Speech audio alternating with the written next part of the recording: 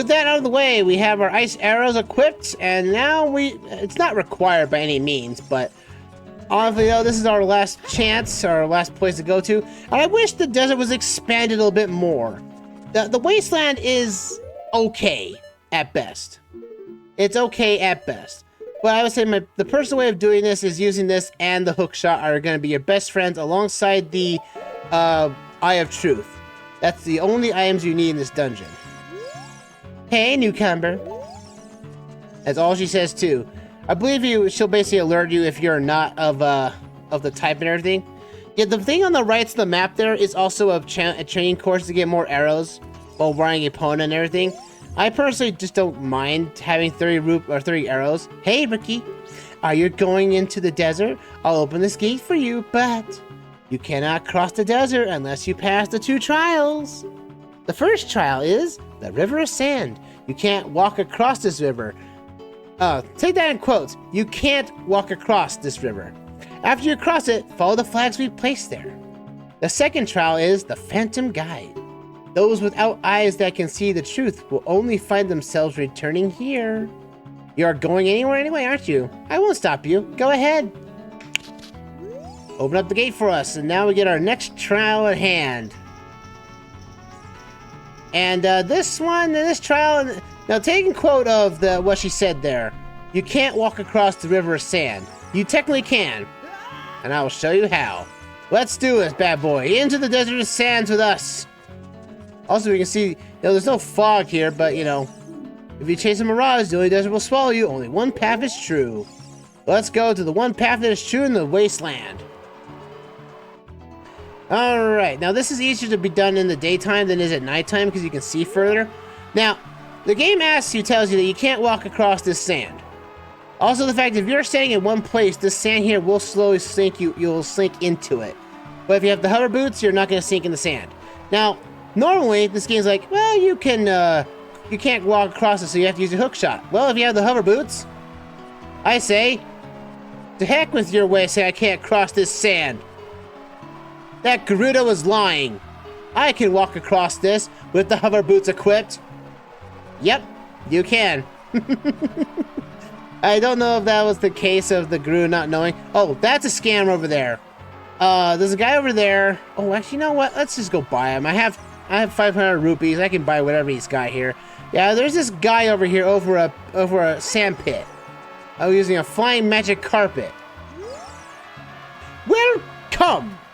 I'm selling stuff, strange and rare from all over the world to everybody. Today's special is a dangerous running object, terrifying. I won't tell you what it is until I see the money. How about 200 rupees? Yeah, why not? You get yourself a full stack of Bombchus. Yeah. And that's the only thing he sells. Thank you very much. What I'm selling is Bombchu. The mark that will lead you to the Spirit Temple is the flag on the left outside the shop. Be seeing you. How did this guy survive in here? I have no idea. But yeah, we're giving ourselves a, about say what, 10, I think it's like 10 Bombchus, I think, for 200 rupees. Again, it's kind of a scam, but at the same time is like, well, that's the only time you're going to be getting Bombchus, the fact of going to the store to get them. But also, this wasteland is not very hard to traverse. Like, again, you can see, like, if you do this at nighttime, I think it's a little bit difficult because you can't see as far. But this wasteland is basically another edition of the Lost Woods. I mean, if you just go off in the distance in one direction too many, you will be taken back to the beginning of the desert. Nothing too hard, nothing too less here. Now, apparently, if you take out the sandstone or graphic away, that there is some sort of, like pyramids off in the distance somewhere. I was thinking that might be something worthwhile to look at, but there isn't.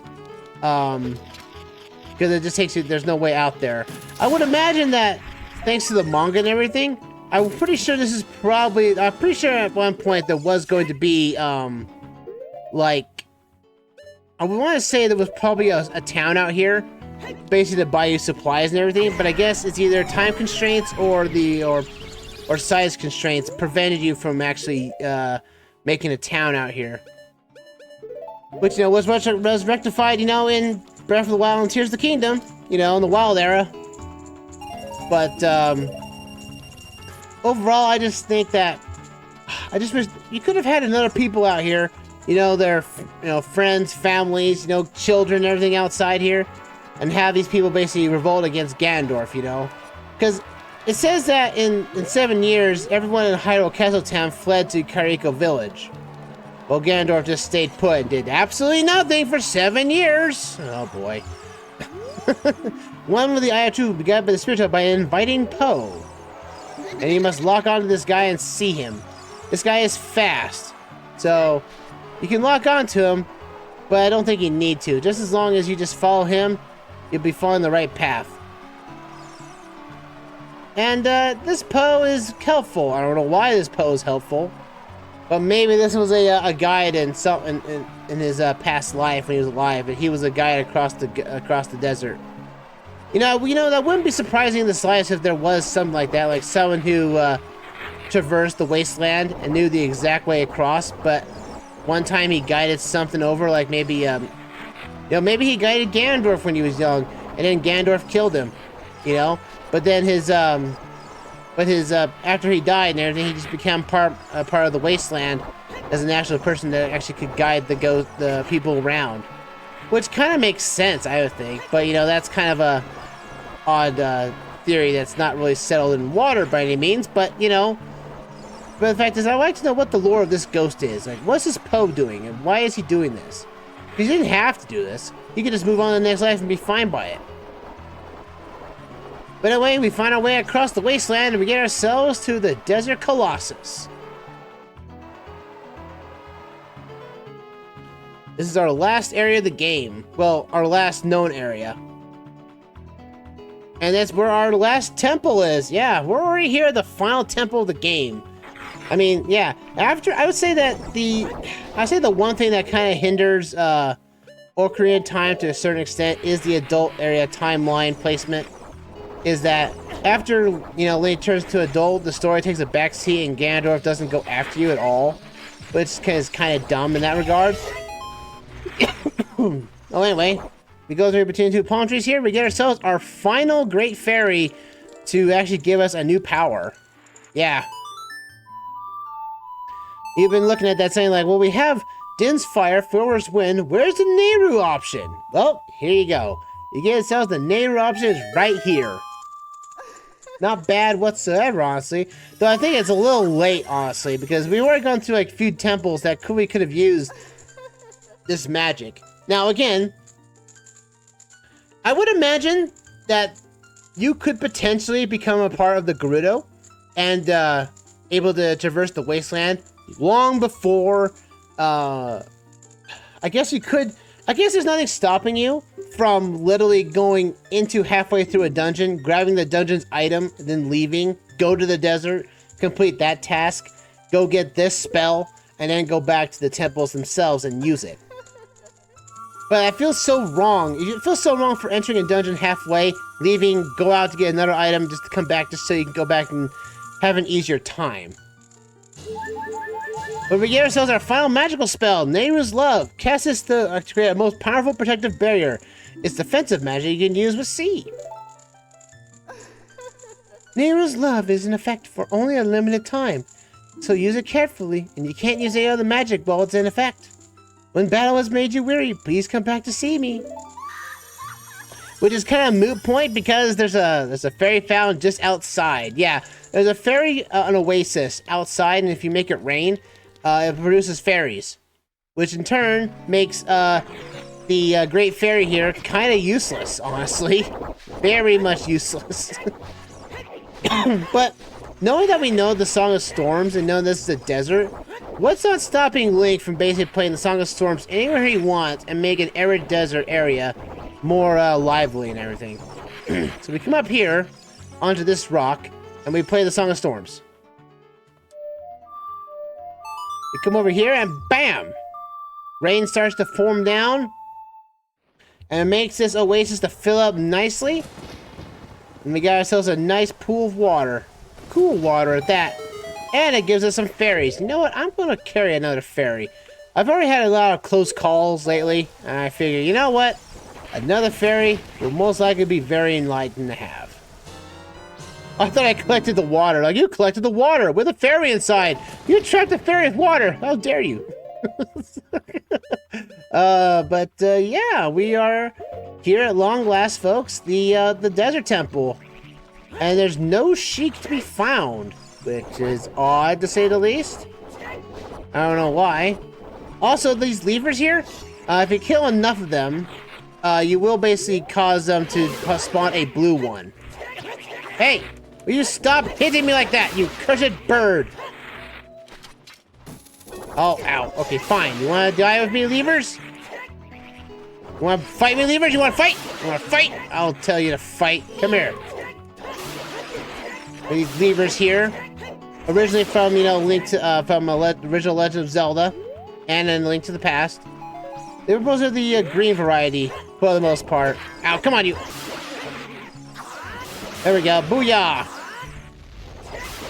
You do this enough times, you get a nice dark blue one that appears out of nowhere. But it doesn't give any uniqueness to it, but it just disappears. If you kill it, it does produce you a lot of money for doing so. It's not very impressive, but at the same time is okay, you know, whatever. Anyway, let's go into the Spirit Temple at long last, folks. The Spirit Temple! And, we can't do anything, as that is a hallway for a child to get through.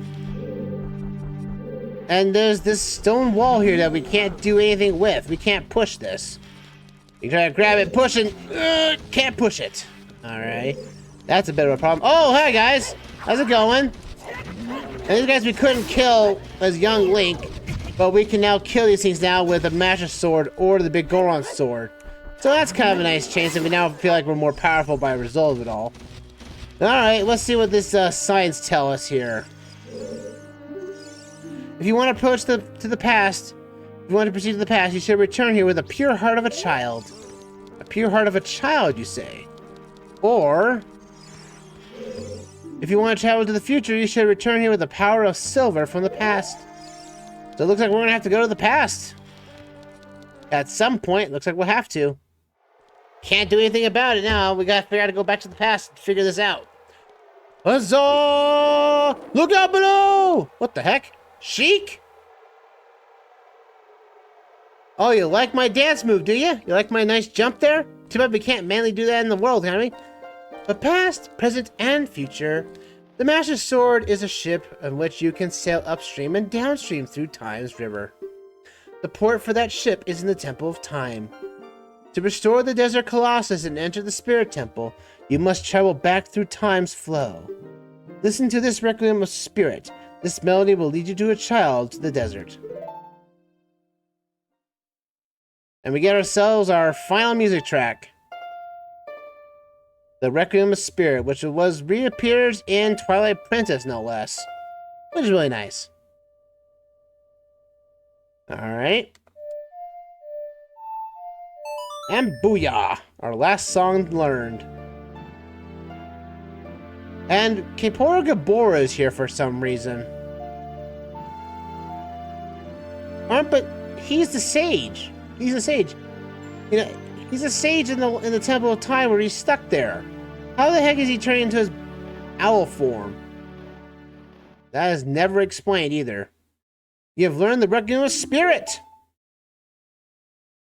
Now, can you tell me who you really are, Sheik? There's nowhere else for you to go. Can you please talk to me as something? Sorry, I'll come later. Ah, the sandstone of all things had to show up right there. Well. Anyway, folks, we are actually kind of out of time. Yeah, kind of a short end right here a bit. But yeah, our next time we meet up in the Legend of Zelda Ocarina of Time, we're going into the Spirit Temple as a child, and then have to return here with some sort of thing called the Power of Silver to help us get through the rest of the temple. But until then, folks, till that happens, I'll see you around for another round of the Legend of Zelda Ocarina of Time Revisit. See you guys then. Ta for now, everyone. To Zoom.